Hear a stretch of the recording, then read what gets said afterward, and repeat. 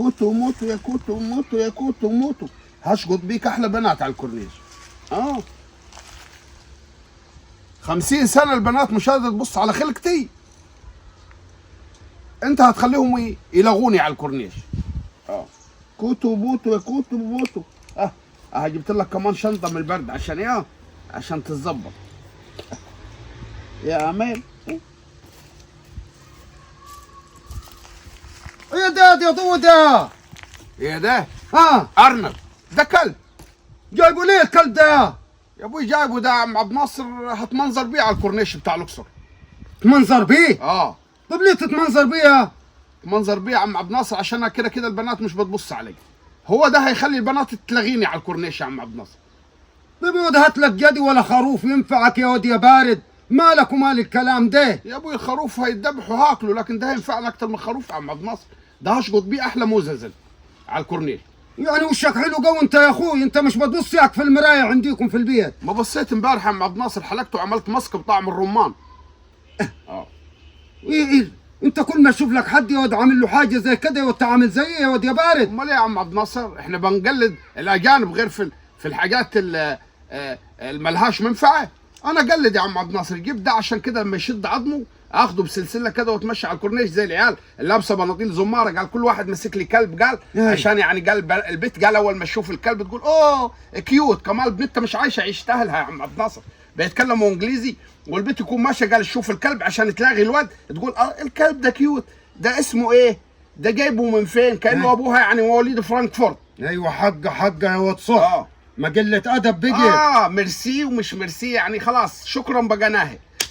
صباح الخير بطلناها، السلام عليكم بطلناها، دلوقتي بقت جود مورنينج، والبنات قال جود مورنينج. قالوا الواحده يكون ابوها قاعد تحت الجاموسه وطالع عينه وعين ابوه، هي تاجي قال تقول لك ميرسي ميرسي. طب ما تقولي شكرا.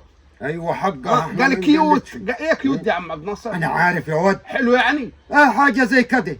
اسمعهم على طول يقولوا كيوت كيوت. البنات قال كيوت، قال الكلب ده، والعيال كمان. يا راجل العيل ما فيش في جيبه 5 جنيه وجايب له كلب.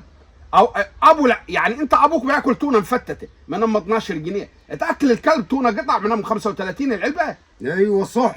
قالوا يحميه، قالوا حاطط له هو العيل ما فيش في جيبه 3 جنيه.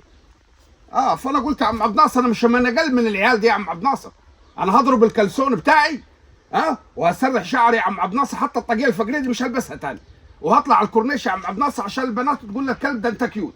يا ود بس عيب عليك الكلام ده، يقل قيمتك يا ود يا ضوي. ما يقلش قيمتي يا عم عبد الناصر، ده هو اللي ماشي دلوقتي يا عم عبد الناصر، ده اللي ماشي في الحياه يا عم عبد الناصر. احنا بنقلد الاجانب غير في السلبيات بس يا عم عبد الناصر والحاج. طب ده عاداتهم وتقاليدهم، كانه العيل ابوه مواليد مرسيليا يا عم عبد الناصر. نخترع لنا موبايل، نخترع لنا كاوتش عربيه، نخترع لنا مسمار، نخترع لنا طين، نروح نلقى لنا شغلانه ولا مش غالي نشتغل. العيال بقت تستعار من الشغل يا عم عبد الناصر. ايوه انت ماشي لك بكلب يعني يكون ابوك معاه 7 قرى في مرسى علم. ده انت يا راجل كاوتشك مقطوع، بدل ما تصرف على الكلب روح يا عم. احنا مش ضد الحيوانات، بس انت يعني المنظر له.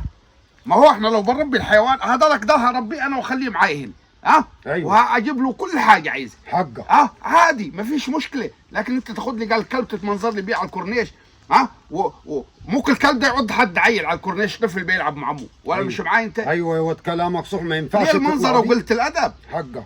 ودي مش عاداتنا ولا تقاليدنا ان نمشي بكلاب في الشوارع يا ود برضه. ده العيل ده انت ابوك في البيت طالع عينه وعين ابوه في ظل ظروف المعيشه دي، لو ما اخذ بيعه تصلقيته بتقول له يرحمكم الله. ايوه حقه. يعني خلايق ودايقه وانت طلع لي هو ما الابهات غلط في 60 داهيه. هو ولدك يعني طالع بالكلب انت قول له رايح وين؟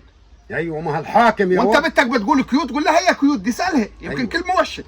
ايوه يعني برضه عم عبد الناصر التربيه والدنيا فلتت يا ابوي. ما في ناس كده مسيبه عيالها كو يا ولدي. طب انت شوف موضه الحلقات ضلك، اللي يحلق قال يسيب شعرات في النص، واللي يحلق جنب ويسيب جنب، وحاجه ربنا يسلم يا ود يا ضوي. واللي يعمل لي جي بي اس خطط الحته من ورا قال واللي رسم لي قلب واللي رسم لي حرف.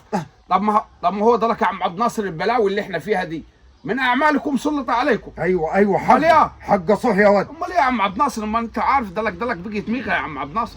وشفتش يا عم عبد الناصر يوم راس السنه؟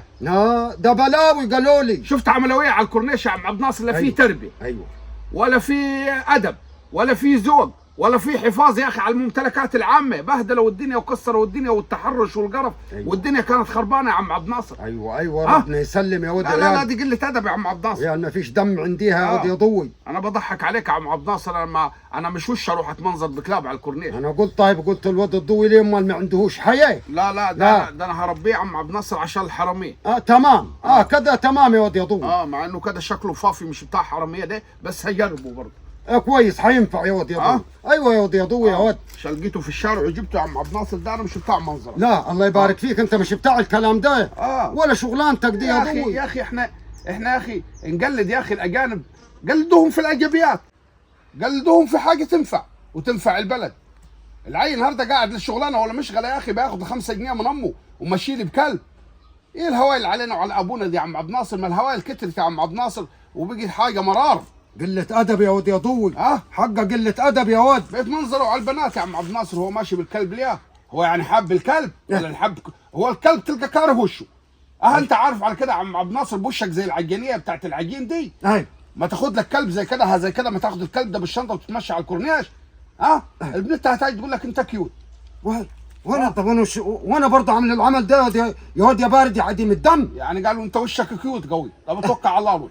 شوف قلة أدبه الواد. على الله روح. روح انا ام الكلب روح.